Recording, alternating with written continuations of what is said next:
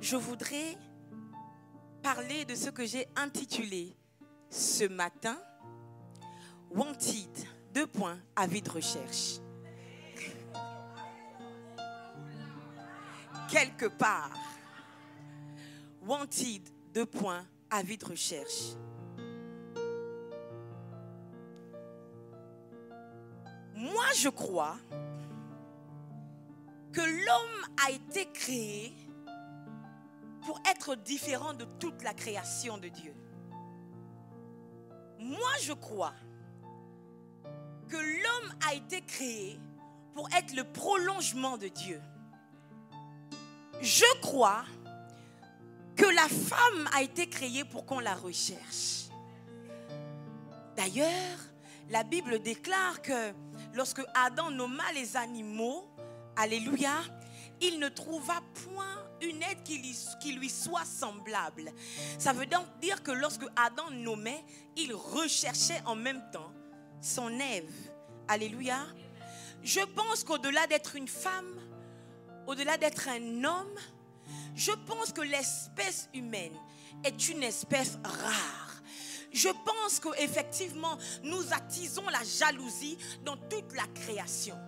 Je crois que la seule création, la seule créature qui ressemble à Dieu, c'est nous. Voilà pourquoi je ne regrette pas d'être humaine. Alléluia. Mais quand je dis je ne regrette pas d'être humaine, je parle de tout. Je parle de mes émotions. Je parle de mon âme, de mon esprit, de ma chair, de mon corps. Parce que effectivement, c'est ça qui fait ma particularité. Alléluia. Et chaque personne ici devrait réaliser, comprendre qu'elle est non pas importante, mais plus qu'importante. Parce que c'est pour toi que Christ a donné sa vie. Alléluia. Est-ce que nous pouvons glorifier le Seigneur? Oh yes. Oh yes. Oui, il mérite d'être acclamé, d'être glorifié. Ce Dieu que nous avons choisi d'aimer. Alléluia, alléluia. Le Dieu des hommes, le Dieu de la création, le Dieu de l'univers, celui qui nous a mis à part. Ce Dieu-là mérite que nous acclamions son nom, sa puissance, sa majesté. Alléluia. Amen. Amen. Prenons place. Donc oui, nous sommes une espèce rare. Et voilà pourquoi je dis wanted, avis de recherche. La vérité, c'est celle-ci. C'est qu'aussi bien dans les cieux que sur la terre, nous sommes recherchés. Alléluia. Je ne comprends pas pourquoi est-ce que Dieu a des anges qui l'adorent. Alléluia. Dieu ne manque pas d'être adoré et d'être d'adoration parce que 24 heures sur 24, autour du trône, les 24 vieillards disent Saint, Saint, Saint est l'Éternel des armées. Alléluia, alléluia. Mais dans le livre de Jean 4, Jésus dit quand même que Dieu cherche de vrais adorateurs. Comme qui dirait, l'homme que Dieu a créé est tellement important que malgré l'adoration des anges, Dieu cherche quand même que les hommes l'adorent. Alléluia.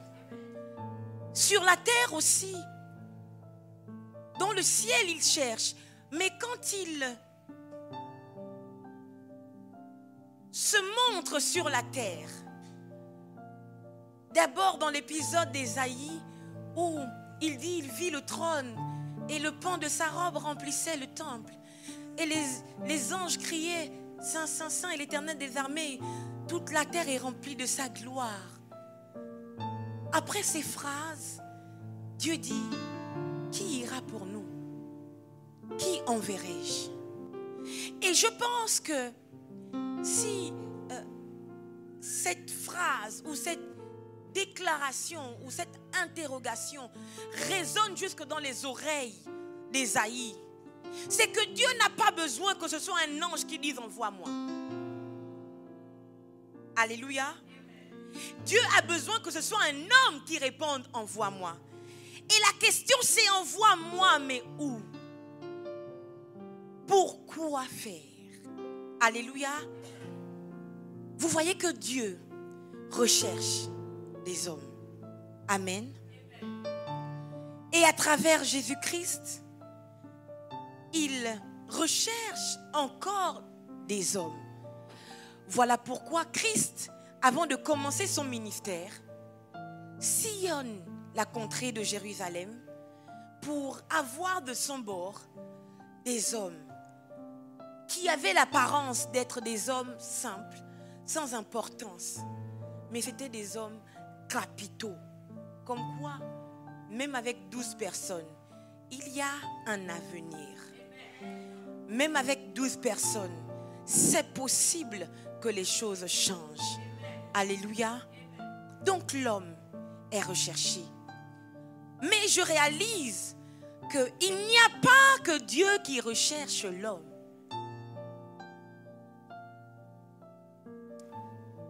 Le diable aussi recherche l'homme. Comme quoi l'homme est une matière première incontournable. L'homme est une richesse incontournable. J'ai envie de dire qu'aussi bien le ciel que l'enfer, finalement, ils ne peuvent pas fonctionner sans l'homme. Et j'ai juste l'impression que depuis l'éternité, il y a cette guerre, ce combat, cette bataille pour l'homme. Dieu d'un côté, j'allais dire, le royaume d'un côté et les ténèbres d'un autre côté, juste à cause de l'homme. Vous comprenez donc que vous ne pouvez pas vous négliger. Dieu, pour agir sur la terre, il a besoin de vous. Le diable aussi, pour agir sur la terre, il a besoin de vous. Alléluia. Ça veut dire que l'homme, dans l'histoire de la création ou bien dans l'histoire de l'univers, l'homme est un peu comme le pont des deux côtés. Alléluia. L'homme est le tremplin entre la lumière et les ténèbres. C'est à toi de faire le choix. Tu veux servir les ténèbres ou tu veux servir la lumière? D'aucuns diront, je pense que tout le monde ici dira, je veux servir la lumière. Et pourtant, il y en a qui disent qu'ils veulent servir la lumière, mais servent quand même les ténèbres. Quand tu fais ton service avec négligence, tu sers les ténèbres. Il dit, malheur à celui qui sert avec négligence, car il est frère de celui qui détruit. Et celui qui détruit, c'est qui? C'est le diable. Quand tu rentres dans le compromis, tu sais qu'un chrétien, il y a des choses qu'il ne peut pas faire. Mais puisque ton pasteur n'est pas là, tu le fais quand même. Tu sers qui? Au juste. Alléluia. Dis à ton voisin, il faut que ça change. Il faut que ça change. Je viens t'annoncer ce matin que tu es recherché. Mais ne te séduis pas. Tu es recherché aussi bien par le diable que par Dieu. Je prie dans le nom de Jésus-Christ que ce soit Dieu qui te trouve. Je prie dans le nom de Jésus-Christ que ce soit Dieu qui te trouve. Alléluia. Je vais nous inviter à ouvrir les textes.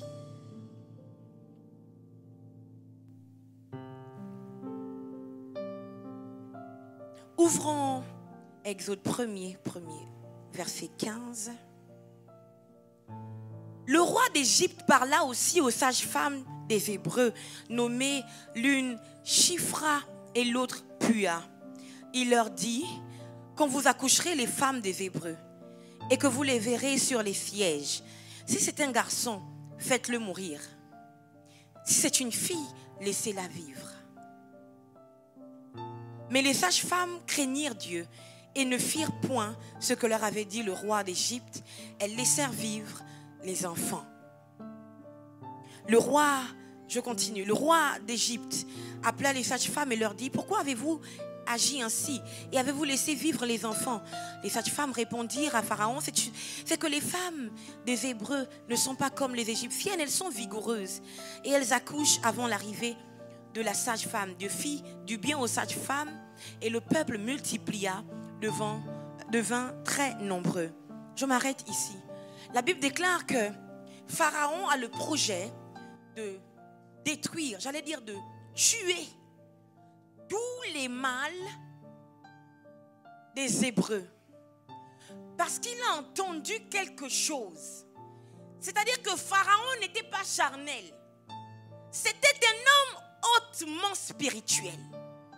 Est-ce que vous comprenez? Pharaon avait compris, pressenti, avait consulté ses devins, ses sorciers. Et il avait entendu cette prophétie que le peuple que tu gardes en esclavage, un jour, un libérateur naîtra de lui et ce libérateur te l'arrachera. Ce libérateur renverra ce peuple libre.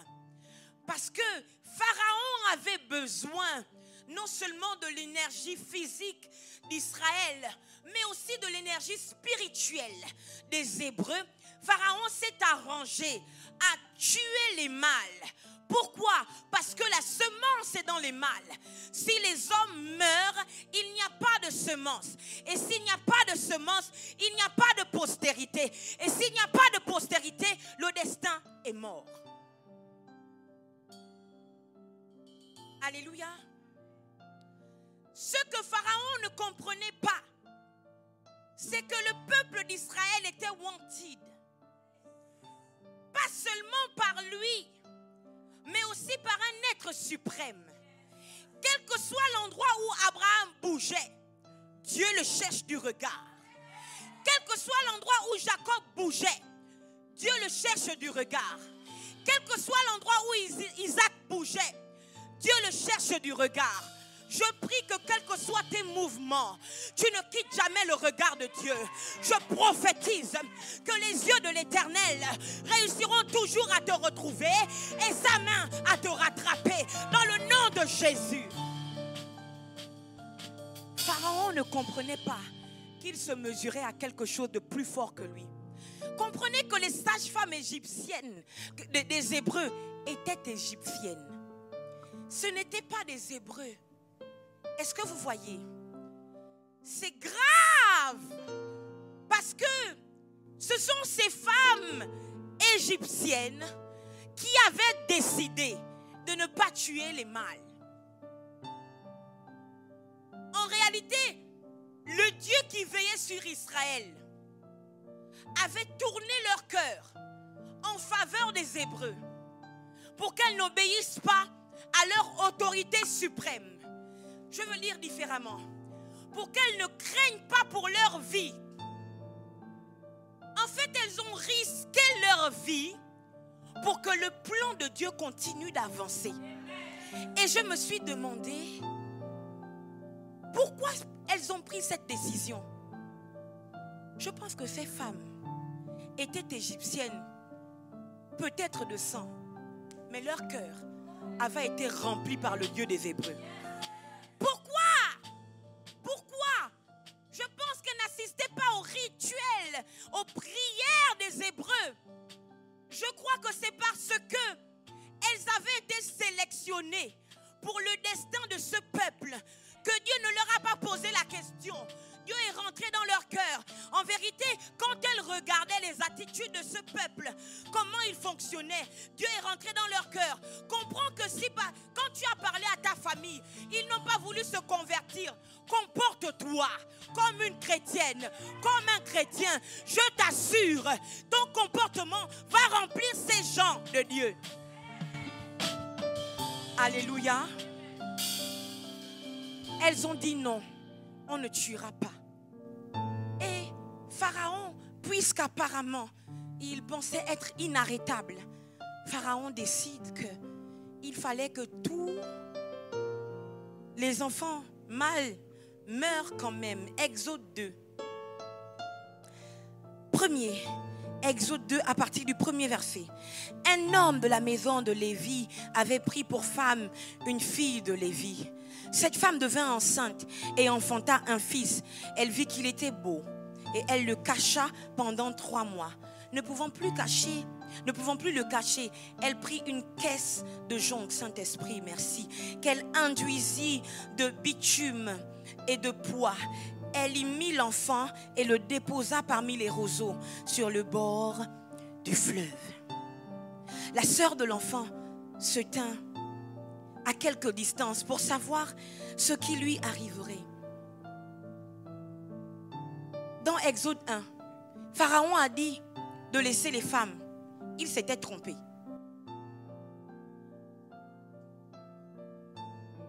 Dans Exode 1er, c'était une erreur. En fait, il aurait dû se dire, soit vous êtes totalement à moi comme esclave, soit je vous tue tous. Parce que le peuple hébreu est un peuple étrange. S'il n'y a plus d'hommes, les femmes deviennent comme des hommes. C'est-à-dire que leur tête tourne à un niveau. Tu te demandes, ça c'est un humain? Ça c'est une femme ou c'est un homme? Moi je me rappelle, je prêchais à un mariage où plusieurs musulmans, plusieurs arabes étaient arrivés parce que les personnes qui se mariaient c'était leurs amis. À la fin, une femme vient me voir, musulmane, trop dépassée, peut-être marocaine ou égyptienne, j'en sais rien, ou algérienne. Elle me dit, madame, vous êtes un bonhomme. Elle dit, madame, vous êtes un bonhomme. C'est-à-dire que je suis en même temps madame, je suis aussi homme. Tellement choquée. Elle dit, mais c'est pas possible, vous ne prêchez pas comme une femme en fait. Je n'ai jamais vu une femme prêcher, mais votre niveau, je rends grâce à Dieu. Mais pour dire qu'il y a des femmes, quand elles sont dans une situation de feu, elles deviennent pires que des hommes. Et Pharaon aurait dû être futé et tuer même les femmes. Mais il les a laissées vivre pour son propre malheur. Voici une première femme. Non seulement ses entrailles, son cœur de mère, toute son énergie, son onction de mère est montée à une dimension. Elle s'est dit, je ne peux plus cacher l'enfant. Il faut que je trouve un moyen. Ça veut dire que quand Moïse naît, il naît dans un contexte où les enfants mâles sont recherchés. Ils sont recherchés pour leur destruction. Alléluia.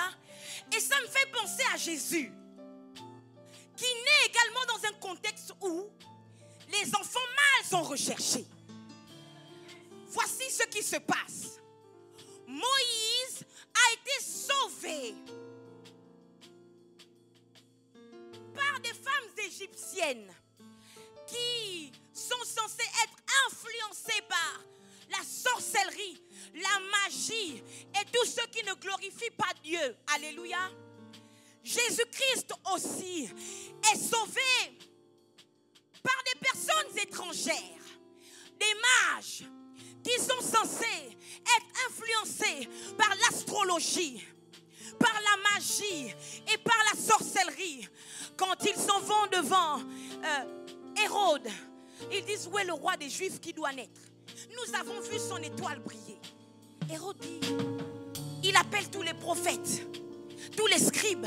Il dit, dites-moi, il naît où? Il naît où?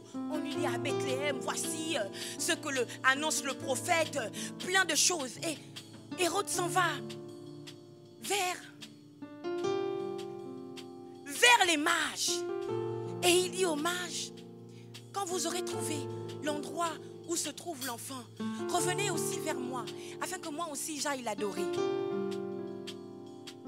Et les mages s'en vont. Et finalement, ils trouvent Jésus. Ils vont devant Jésus avec de la myrrhe, de l'encens, de l'or. Ils vont devant Jésus avec des parfums. Alléluia. Et quand ils arrivent devant Jésus avec des parfums, en réalité, ils adorent Jésus. Qu'importe qu'il soit bébé, qu'il soit adulte, c'est lui le roi. Qu'importe qui tu es, même si on te néglige, même si tu es encore petit, tu n'es pas encore assis dans la gloire, dans la richesse. Tu n'es pas encore stable financièrement. Qu'importe. Dieu dit que c'est toi le roi. Dieu dit que c'est toi la reine. C'est toi la princesse. Ne te néglige pas. Les mages sont arrivés. Qu'importe si c'était un bébé. Ils ont adoré Christ. En lui offrant de l'encens, de la myrrhe et de l'or. La mère de Moïse et la sœur de Moïse. On dit qu'importe qu'il soit petit, nous ne savons même pas finalement ce qu'il sera demain. Seulement l'enfant est shine. Il shine. Sa mère vit qu'il était trop beau. Elle ne pouvait pas le tuer. Le laisser comme ça, elle l'a caché. Donc elle se dit qu'importe qu'il soit petit, je vais quand même tout faire pour préserver sa vie. Et là, la Bible dit que ne pouvant plus le cacher, elle prit une caisse de jonc. Elle prit une caisse qu'elle enduisit de bitume et de pois. C'est terrible, pourquoi? Parce que le pois est cette matière collante qu'on utilise pour faire en sorte que tout ce qui est, léger devienne robuste, devienne solide. Le jonc, c'est une plante, vous comprenez? C'est des feuilles qu'elle a assemblées et qu'elle a collées avec du pois. Et c'est le pois qu'ils utilisaient également pour embaumer les momies. C'est grave ce que je m'en vais dire, ce que le Saint-Esprit m'en fait dire. En fait, le matériel qu'elle utilise, c'est le matériel qu'ils utilisent pour embaumer les momies. Et je me rends compte que quand les mages aussi vont vers Jésus, ils vont vers Jésus avec de l'encens qu'on utilise aussi pour cacher l'odeur de la putréfaction, pour cacher l'odeur de la mort.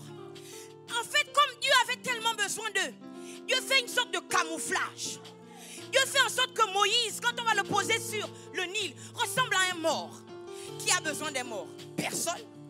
Dieu couvre Jésus afin qu'il ressemble à un mort, qu'il ressemble à un moins que rien.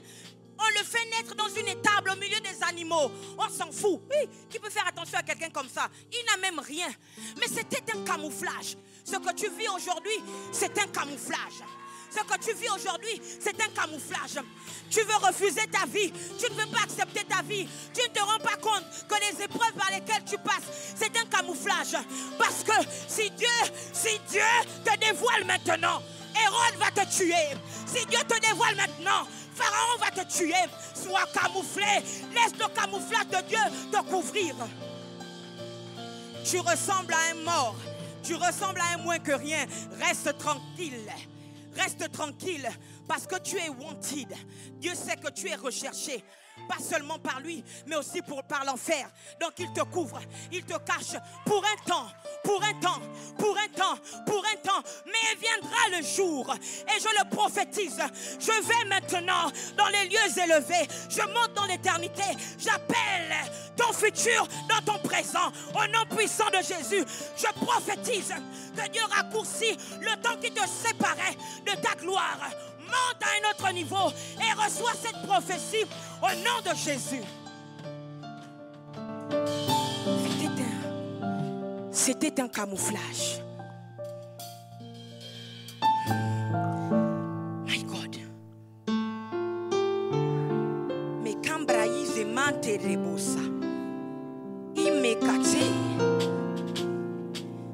Oui.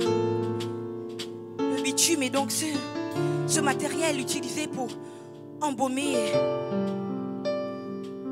les morts, les momies. Terrible, terrible parce que les joncs, ce sont ces plantes qui poussent aussi au niveau des eaux. Et my God, je suis dépassée. En fait, ça fuse. J'ai besoin de me calmer.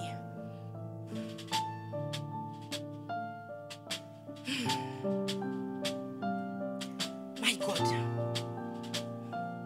Sheka ma bra ife que tere bosa. Shema et katerebose. Matere braïfe kenterebosa. Shekenderebosa manterebosa. Le bitume et les joncs, ce sont ces feuilles qui poussent également autour des eaux. Et je me suis assise. Je me suis dit, Seigneur, est-ce normal? Quelle est la mère ici qui va mettre son enfant dans un panier et le poser sur l'eau? Les mamans, levez les mains. Votre enfant bébé, vous allez le mettre dans un panier de feuilles que vous-même vous avez bidouillé et le mettre sur l'eau. Dites-moi, vous allez faire ça? Le mettre sur l'eau et puis vous en fichez. Du moins vous dites s'en fout la vie, s'en fout la mort. On va voir ce qui arrive. Non, aucune mère ne peut le faire. Et moi je me suis assise. Je me suis dit, qu'est-ce qui se passe? Pourquoi cette femme agit ainsi envers son fils? Cette femme était une fille de Lévi. Et Lévi est le père des sacrificateurs. Lévi est l'ancêtre des prêtres. Vous comprenez donc en fait, tout le monde ne peut pas se lever pour dire qu'il veut être prêtre. Alléluia. Pour être prêtre, il y a une certaine dimension d'esprit que tu dois avoir. Et je me demande, quand bien même la sacrificature n'était pas encore née, est-ce qu'à cause du destin, la mère de Moïse n'avait pas déjà une certaine prédisposition? Je me dis que cette femme pose son enfant sur les eaux. Peut-être parce qu'elle comprend que dans les eaux, il n'y a pas que les sirènes.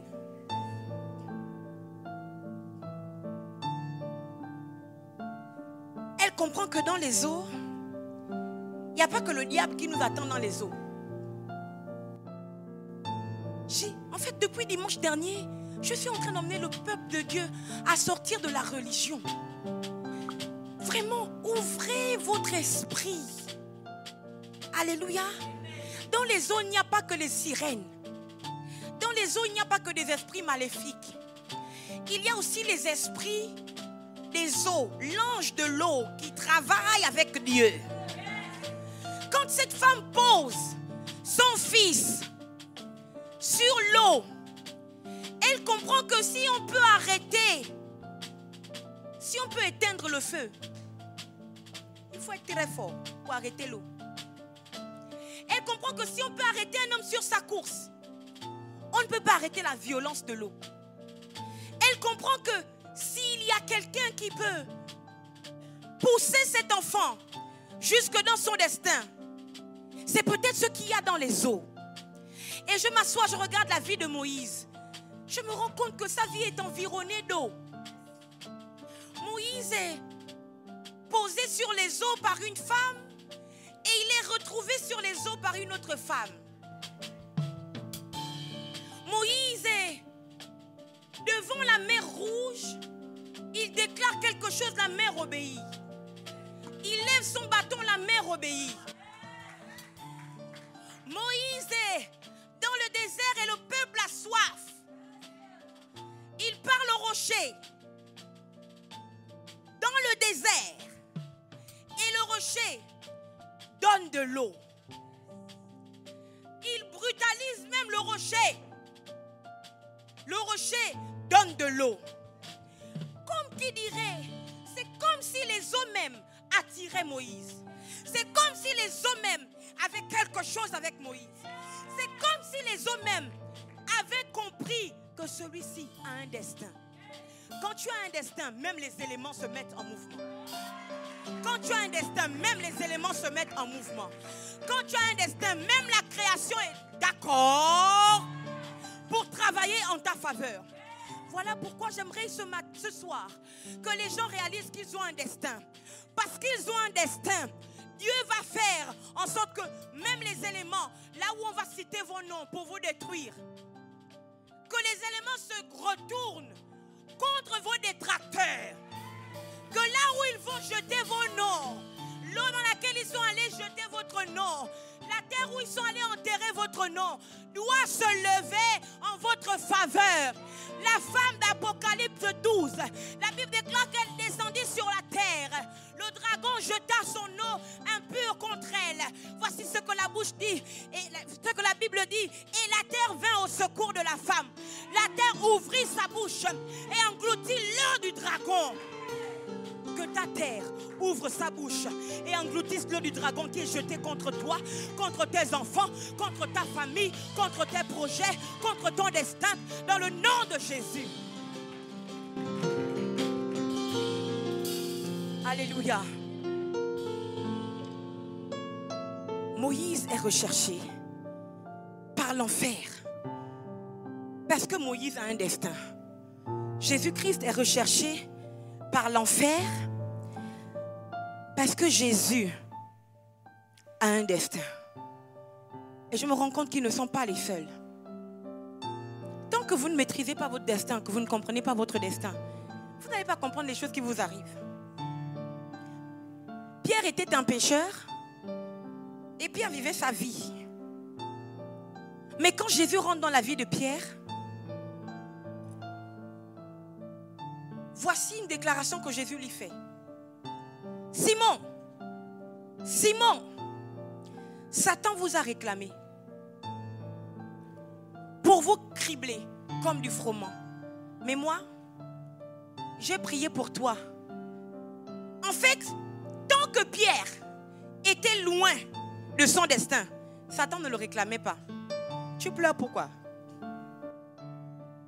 Satan te fait ça parce que tu as un destin. Il te réclame parce que tu as un destin. Il te persécute parce que tu as un destin. Il te fait du mal parce que tu as un destin. Il cherche à te renverser parce que tu as un destin. Il cherche à te faire du mal. Il veut te stopper. Il veut détruire ta vie parce que tu as un destin. Alléluia. Toutes les épreuves par lesquelles vous passez doivent être une indication du type de destin que vous avez. Alléluia. Le niveau de ton épreuve doit te révéler le niveau du destin que tu as.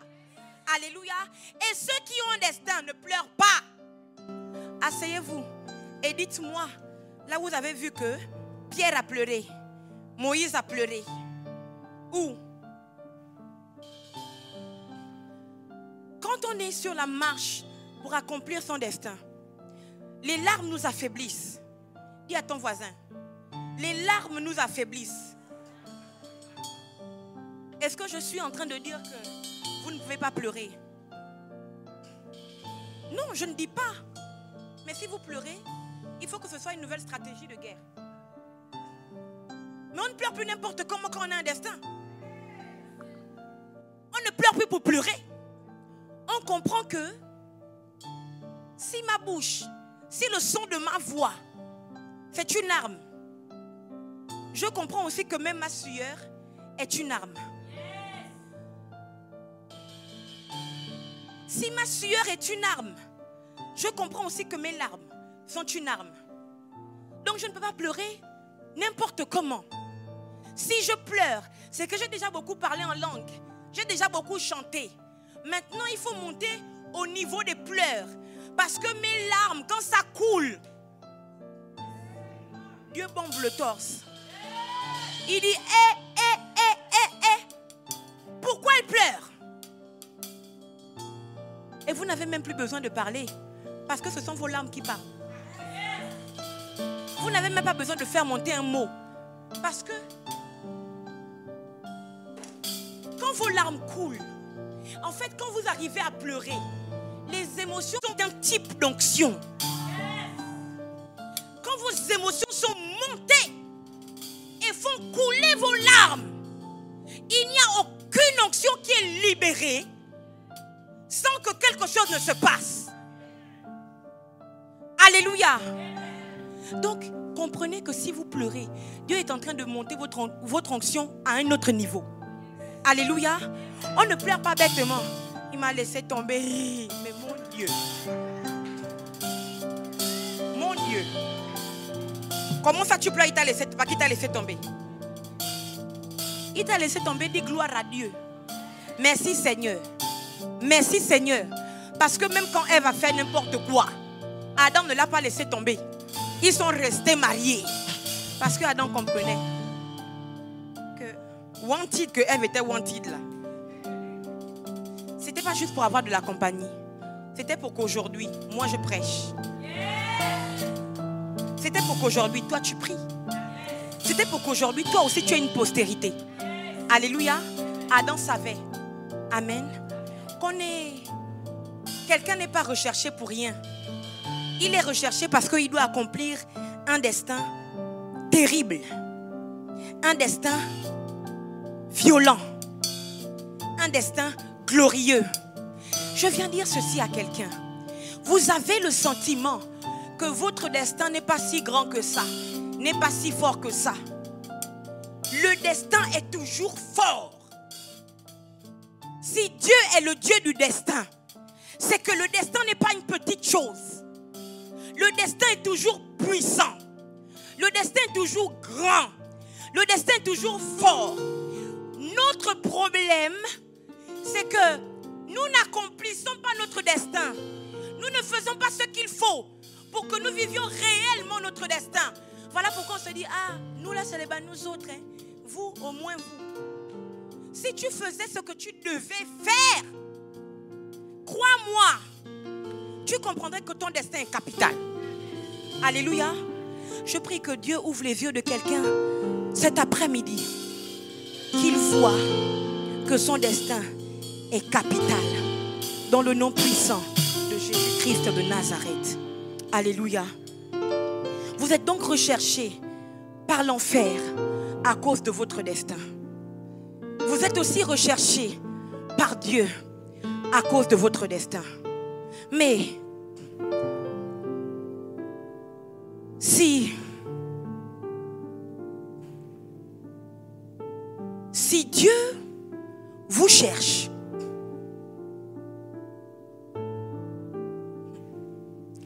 si Dieu vous cherche, c'est que Dieu a déposé quelque chose en vous qu'il veut rentabiliser. Mon Dieu, dis à ton voisin, si Dieu te cherche, c'est que Dieu a déposé quelque chose en toi qu'il veut rentabiliser.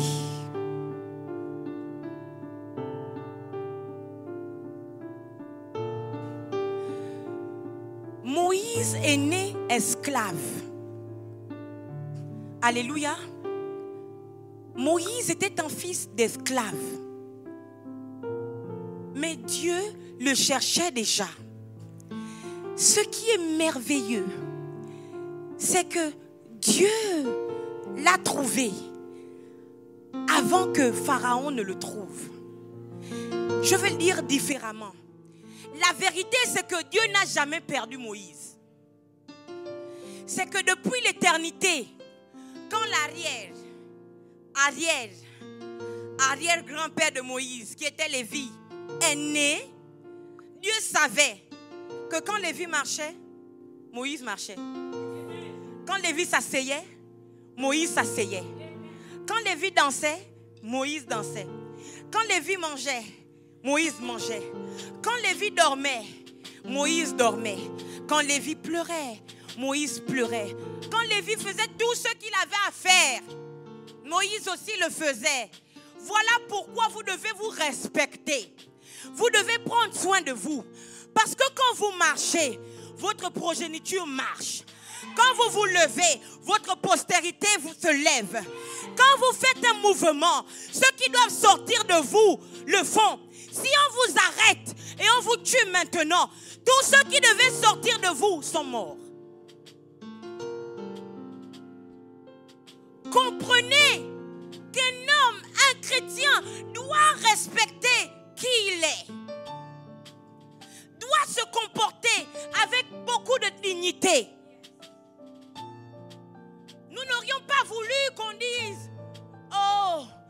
pourquoi le Dieu de notre Père Abraham, si Abraham n'avait pas su ranger sa vie. Alléluia. Comprenez que Dieu n'a jamais perdu la trace de Moïse, puisqu'il savait de qui il descendrait. Et cette femme, le mettant dans un panier de joncs. Les joncs, c'est aussi quelque chose qu'ils utilisaient à l'époque pour symboliser un anneau, une alliance. Donc quand la mère de Moïse pose son fils dans le jonc, elle est en train de faire alliance. Elle ne fait pas alliance seulement avec Dieu. Elle fait alliance avec tous les esprits des prophètes. Elle fait alliance parce qu'elle comprend que si elle fait alliance avec tous les esprits des prophètes, que son fils aille sur l'eau. Ceux qui maîtrisent, qui contrôlent, qui protègent, qui gardent les prophètes, le gardera. Regardez vous-même. Jonas est dans le bateau. Il y a une grande tempête. Ça ne va pas. Jonas est descendu en bas. Il dort son sommeil, comme on dit chez nous. Il dort tranquillement. Les autres au-dessus sont en panique. Ils se disent, mais mon Dieu, comment se fait-il que cela nous arrive-t-il? C'est très grave parce que la Bible dit que chacun a commencé à invoquer son Dieu. Ils sont sur les eaux, qui sont agités, qui veulent les détruire et ils invoquent leur Dieu. Ça veut dire qu'ils étaient en alliance avec des dieux. Jonas s'en fiche, il dort parce que Jonas sait.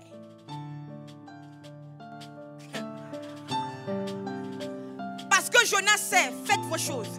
Mieux même, je ne l'invoque pas. Mais si je l'invoque, le gars là va me prendre pour m'amener. Les autres, ils trouvent étrange que, oh, nous tous on invoque notre Dieu. Le gars là dort. Il a l'air suspect.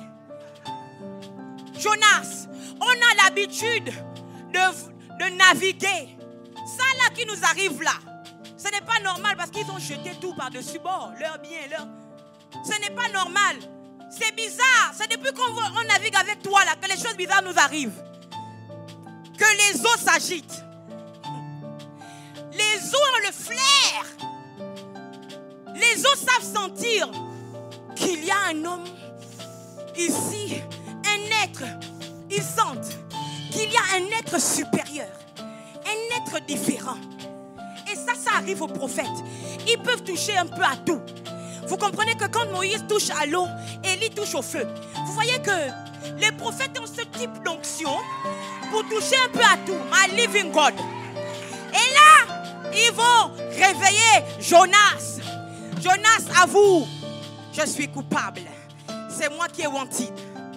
C'est moi qui suis wanted. C'est moi qui suis recherché. Et il explique. Il dit, pas la peine de jeter vos affaires. Vous perdrez ça pour rien. Jetez-moi. Qui va encore dire aujourd'hui, jette-moi? On a dit que les eaux du Gabon, ça ne peut plus fonctionner. Ça ne peut plus produire. Jetez-moi. On a dit que les eaux de cette nation n'ont plus rien à offrir. Jetez-moi. Comprenez que les eaux, que la mer, c'est aussi le symbole de la richesse. La Bible déclare que la femme vertueuse, elle pense à un champ et l'acquiert. Des navires viennent jusqu'à elle avec des richesses. Donc les eaux, c'est la richesse. Mon Dieu, quel est le Gabonais? Quel est l'enfant du pays qui est rempli de l'esprit des prophètes, qui va dire, jetez-moi? Jonas dit, jetez-moi. Jonas ne dit pas jetez-moi parce qu'il va mourir. Jonas sait qu'il ne va pas mourir. Que dans toutes les sphères, il y a des choses, des esprits qui soutiennent les prophètes. Daniel prie sur la terre. Son cadeau arrive dans les airs. Le diable veut arrêter ça. Il y a un esprit qui connaît que ça là, c'est le prophète Daniel qui appelle ça. Voilà pourquoi je vais combattre pour que son cadeau, sa réponse, aille jusqu'à lui. Mais je peux le dire autrement. Jésus-Christ naît avec toute la puissance prophètes, Dieu, apôtres, tout, toutes les onctions, quand lui aussi, on le jette dans la terre, dites-moi ce qui se passe. Dites-moi ce qui se passe. Est-ce que c'est pas la terre elle-même qui dit, les gars? On peut tout manger. On peut tout garder. Mais lui, on ne peut pas. Vous allez me dire, oh d'accord, Jésus est Dieu, voilà pourquoi il est revenu. La vie, ce n'est pas seulement la vie physique. La vie, c'est aussi l'onction. Quand Élisée est enterré, qu'est-ce qui se passe? Si ce n'est pas Élisée qui est revenu de lui-même, son onction est rentré dans quelqu'un qui est revenu. Vous comprenez que les prophètes, quels que soient les éléments, quelle que soit la sphère dans laquelle on les jette, il y a toujours un esprit qui les soutient. Quand Jonas dit jetez-moi, la mer elle-même se met, dès que Jonas tombe, pour sous l'eau, il y a bataille. Qui va le récupérer? Mon Dieu, qui va loin de Dieu? Le prophète est là, qui va le récupérer? Et ce poisson nage. Qu'un poisson nage. Qu'un poisson nage pour toi. Qu'un poisson nage pour toi. Si il ne te récupère pas, qu'il te sorte au moins l'argent dont Jésus avait besoin. Alléluia. Qu'un poisson nage pour toi. Qu'il récupère tes grâces. Qu'il récupère tes biens. Qu'il récupère ce qui te concerne et pour ton bien. Et que jamais tu ne vives le plan de l'enfer, mais que tu vives le plan de Dieu. On jette Jonas, le poisson le récupère et le dépose où? À l'endroit où Dieu avait dit dans son destin que c'est toi qui allais prêcher pour que les gens là se convertissent. Même si on te jette dans l'eau, est-ce que vous comprenez? Les esprits qui travaillent avec les prophètes, ceux qui sont mandatés pour travailler avec l'ange de l'eau, ils vont vous transporter pour vous déposer au lieu de votre destin. Comprenez ceci. Parce que ce monsieur, ce petit bébé, était dans ce panier de joncs qui veut aussi dire l'alliance. Cette femme a fait non seulement alliance avec Dieu, mais alliance avec tous les esprits qui contrôlent les prophètes, qui travaillent au service des prophètes. Voilà pourquoi l'eau est obligée de le transporter au lieu du début de son destin. C'est très grave parce que Dieu change de stratégie de camouflage.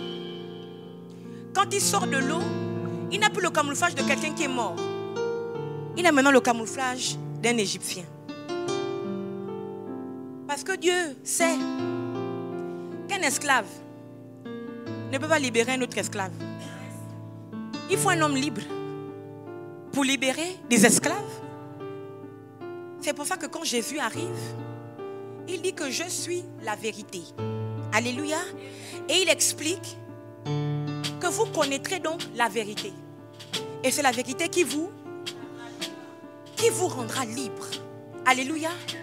Cette femme fait alliance parce qu'elle comprend que son fils n'a pas un destin comme tout le monde. Son fils a un destin redoutable. Il a un destin terrible. Et Moïse grandit et Moïse se retrouve perdu dans le désert. Je vais quelque part. J'ai encore du temps, pasteur? Je vais quelque part. Moïse grandit et Moïse finalement, à cause des circonstances, se retrouve à fuir l'Égypte et va dans le désert. Mais quand tu es wanted par Dieu, en fait, Dieu ne te quitte jamais. Sauf que Moïse était dans un... En fait, quand il était en Égypte, il était encore même plus conscient de sa mission. Alléluia.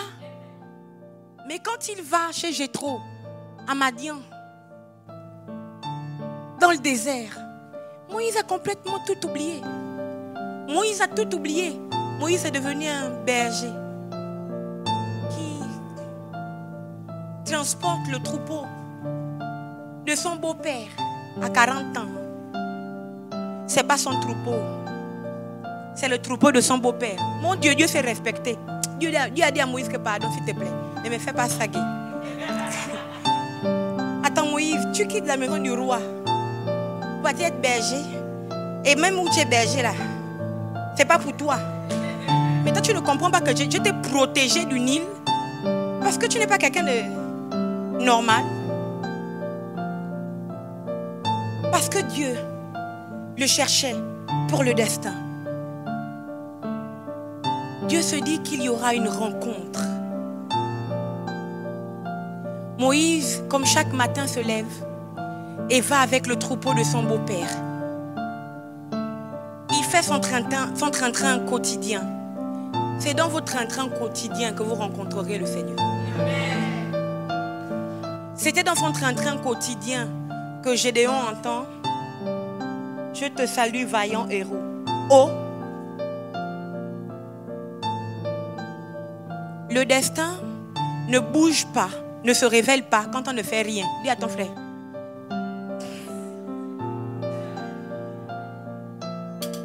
Pardon, même si c'est balayeur, balai. S'il te plaît. Là, je te dis ça comme les enfants du gars. S'il te plaît. S'il te plaît, même si c'est balayeur, balai.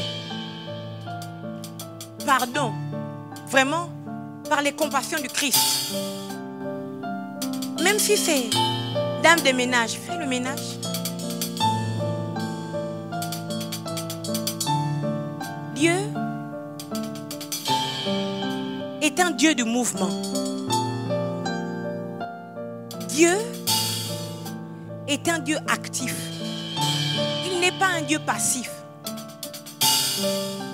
Il y a quelqu'un qui était passif. Et on est venu le chercher pour essayer de le faire monter à la table des rois. Il n'a pas duré. Vous comprenez? C'était Méphibosheth, le fils de Jonathan. Il était là, en train d'être là. On est venu le prendre pour l'amener à la table des rois. Méphibosheth lui-même est parti tout gaspiller. Est-ce que vous comprenez ça? Il est parti tout gaspiller parce que le Dieu du destin travaille dans le mouvement. Ne te dis pas, moi j'attends d'abord le grand travail. Cet emploi merveilleux où je serai dans un bureau climatisé. Même s'il faut vendre les croquettes, vends. Ne laisse pas ton onction se reposer là. Ne laisse pas la portion de ton esprit, de l'esprit de Dieu en toi, être là en train d'attendre. Oh, même si je ne travaille pas, Dieu sait que je prie beaucoup. La prière n'a jamais aidé personne. Vous croyez que les Juifs ne priaient pas pour qu'on protège leurs enfants, pour que leurs enfants ne meurent pas? Les mâles étaient morts. Moïse a eu la chance. Alléluia. Amen. Donc, mets-toi en mouvement, fais quelque chose. Ne reste pas assise ou assis. Non, fais quelque chose. Mon Dieu, je t'en supplie, fais quelque chose. Fais quelque chose. Le miracle se manifeste quand tu fais quelque chose. Le miracle agit quand tu bouges. Le miracle te suit quand tu es en mouvement. Jésus-Christ dit: remplissez ces vases d'eau. Ils remplirent jusqu'à ras-bord. Vous savez ce que Jésus a dit? Est-ce que quand vous lisez dans le livre de Jean 2, les noces de Cana, est-ce que c'est écrit quand il remplit les vases d'eau, l'eau s'est transformée, là l'eau a commencé à bouillir, c'est devenu vin? Non. Ils ont rempli les vases d'eau. Ensuite, Jésus a dit: puisez maintenant. Ils ont fait le mouvement de puiser. Et il leur a dit: marchez, allez-y donner à l'ordonnateur. En marchant, c'est là-bas qu'on se rend compte que wow, c'est plus l'eau mais c'est le vin. Le miracle, l'esprit qui agit dans le miracle, il attend que tu te mettes en mouvement. Alléluia. Amen. Moïse est complètement perdu. Mais gloire à Dieu, au moins il est berger. Même si ce n'est pas pour eux. Même si ce n'est pas pour lui. Il fait quelque chose. Alléluia. Jacob a fait quelque chose pour Laban pendant 14 ans. À la fin, Dieu lui a montré une stratégie dans un songe. Fais comme ci, fais comme ça. Quand ils vont s'accoupler, puisqu'il va te donner ce qui est rayé, taché, tu vas voir tous les animaux qui vont naître seront rayés, marquetés et tachetés. Alléluia. Parce qu'il faisait quelque chose. Et là, Dieu se dit, Moïse, tu es en train de gâter mon nom. C'est même pas ton troupeau. Tu m'arrêtes ça, Moïse, à 40 ans. Et Dieu se positionne.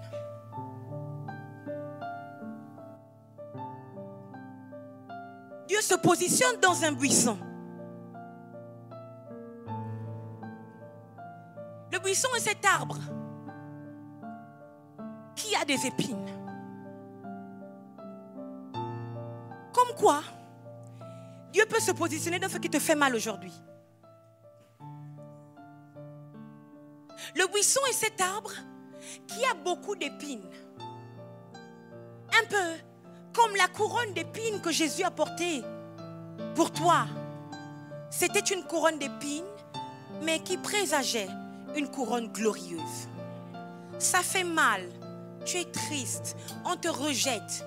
On te titille. Tu le sens toi-même que ça ne peut pas aller. Dieu aussi sait se mettre dans les épines.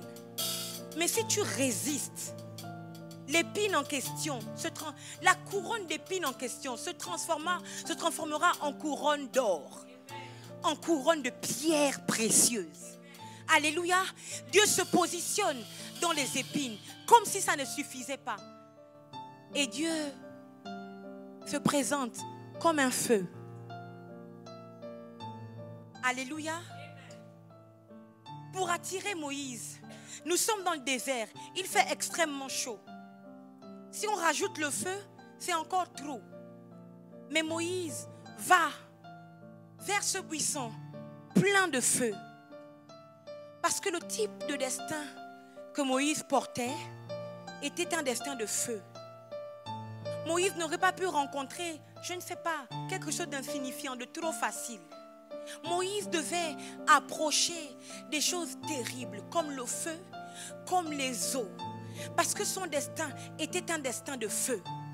Parfois tu passes par le feu parce que tu as un destin trop puissant, un destin trop glorieux. Vous comprenez que si vous fuyez le feu, vous ne pourrez pas rencontrer Dieu. Shadrach, Meshach et Abednego ont refusé de fuir le feu. Ils sont rentrés dans cette fournaise ardente, dans ce feu, dans cette fournaise qui, quand on l'a ouvert, ceux qui travaillaient devant la fournaise à les jeter à l'intérieur ont été calcinés. C'est parce qu'ils sont rentrés dans la fournaise qu'ils ont rencontré Dieu lui-même. Il dit, mais je vois qu'ils ne sont pas à 3. Ils sont à 4. Et l'un d'eux ressemble à un fils de Dieu. Vous comprenez que Jésus-Christ n'a pas attendu de revenir en tant qu'homme. Parce que des gens ont accepté de passer par le feu.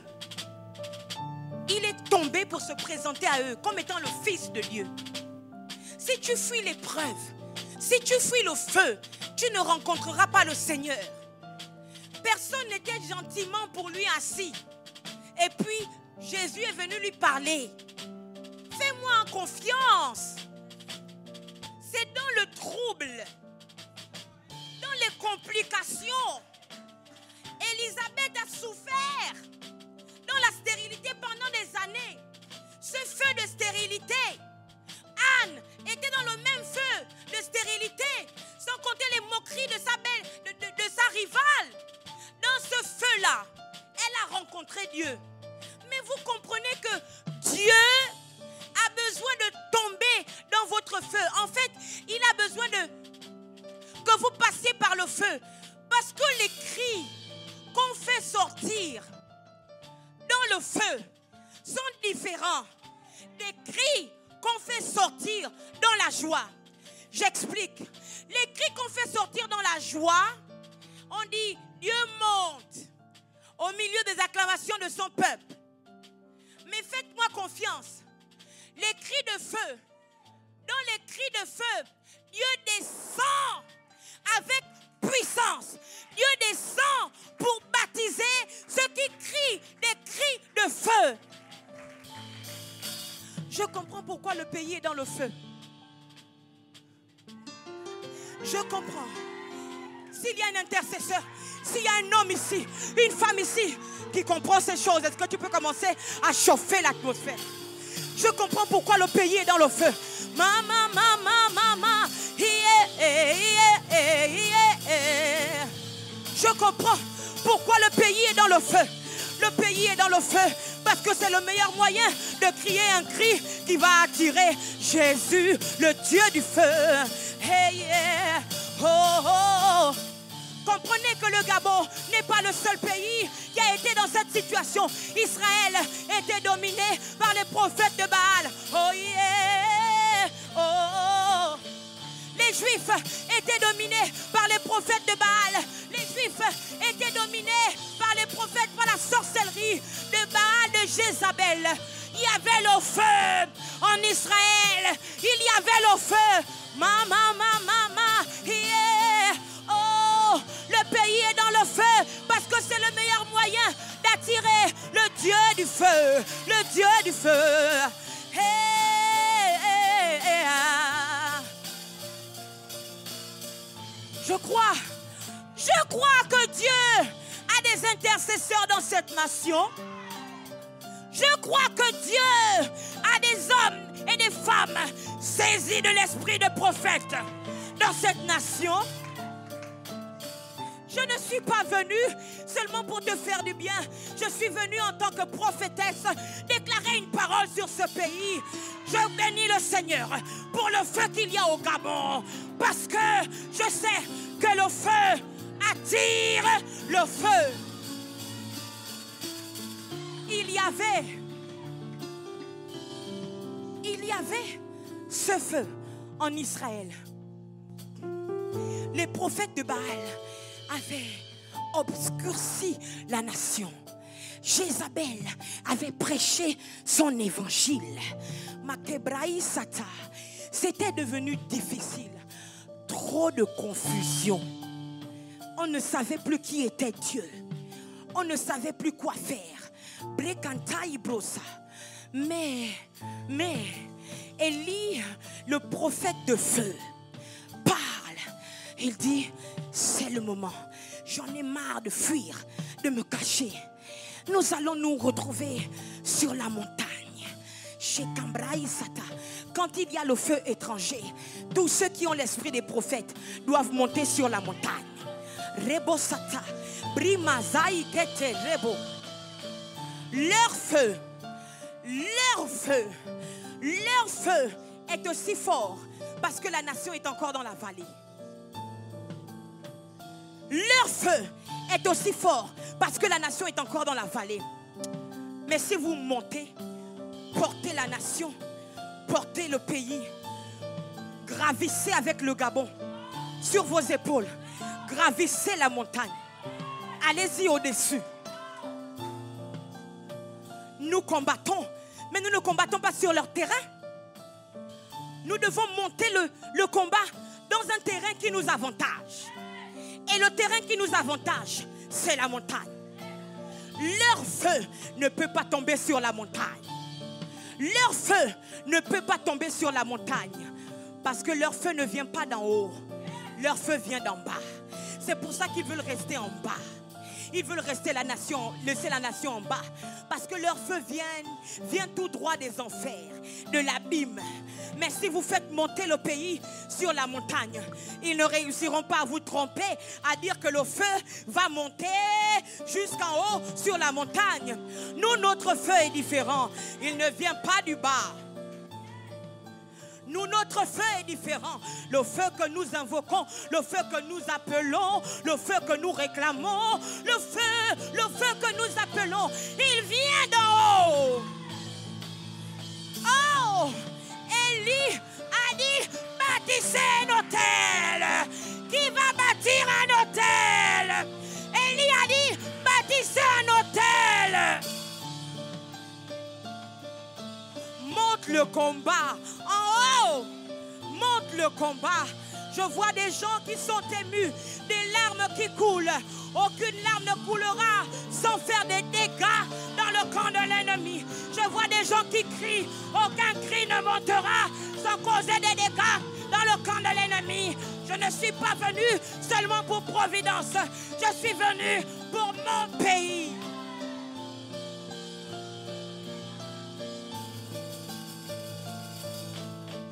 En tant que sacrificateur, d'où la couleur de mon vêtement, je vais prophétiser sur ma nation.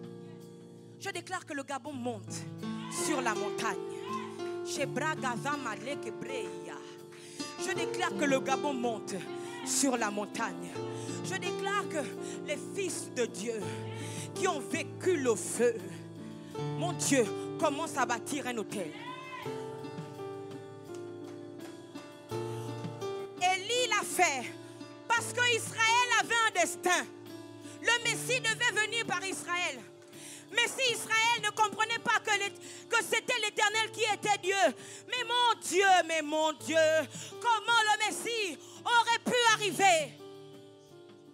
Israël a toujours été un peuple recherché. Je sais que le Gabon a toujours été une terre recherchée. Et nous sommes recherchés à cause du destin que Dieu nous a donné, à cause du destin auquel Dieu nous a appelés. Et nous devons prendre nos responsabilités.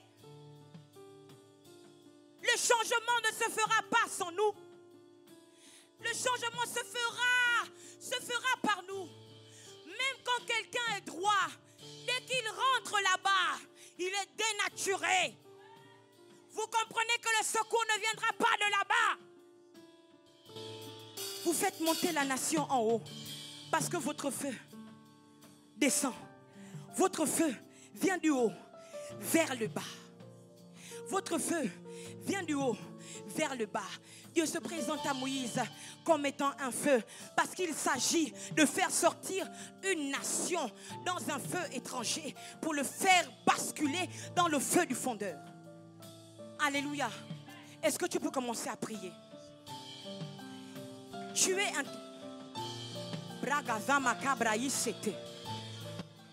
Père, je t'invoque que le ciel s'ouvre et que les esprits des prophètes soient déclenchés en ce lieu.